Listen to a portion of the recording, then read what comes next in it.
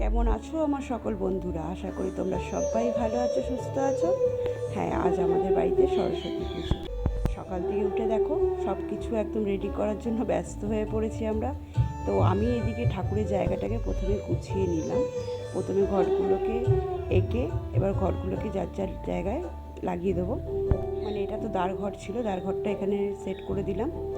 আর এখানে আমার বাবান সোনা শুয়ে শুয়ে মায়ের সব কাজকর্মগুলো দেখছে।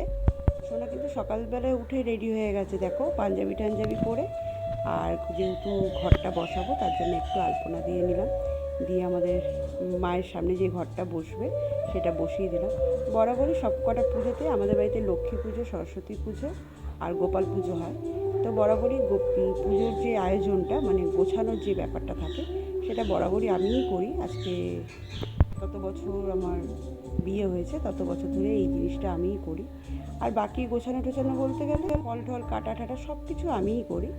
তা ভোগটা রান্না করার সময় সেটা মা করে, ভোগটা মা বলতে শাশুড়ি মা। তো এখানে দেখো আমি প্রত্যেকটা ঠাকুরকে ভোগ দিয়ে দিয়েছি, দিয়ে গুছিয়ে নিয়েছি। আর এখানে হচ্ছে খিচুড়ির আয়োজন। খিচুড়ির আয়োজন হয়ে মা ওরা করছে, আর এখানে বসে পড়েছে আমার বড় মেয়ে পুজো করতে। আর ও যতদিন বড় হয়েছে পুজোটা ওই করে, মা করতো মানে শাশুড়ি মা করতো, এখন বড় মেয়ে পুজো করে।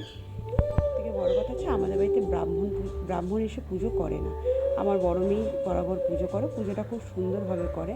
আর ছোটোর থেকে ওর একটা অভ্যেস মানে গুছিয়ে পুজো দেওয়াটা, ওকে একটু গুছিয়ে দিলে ও পুজোটা খুব সুন্দরভাবে করে, বেশ ভালো লাগে।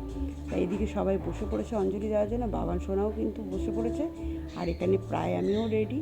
তো দেখতে পাচ্ছ সব মিলিয়ে কেমন লাগলো তোমাদের অবশ্যই কমেন্ট করে জানিও। আর আজকের দিনটা সবাই খুব আনন্দ করো।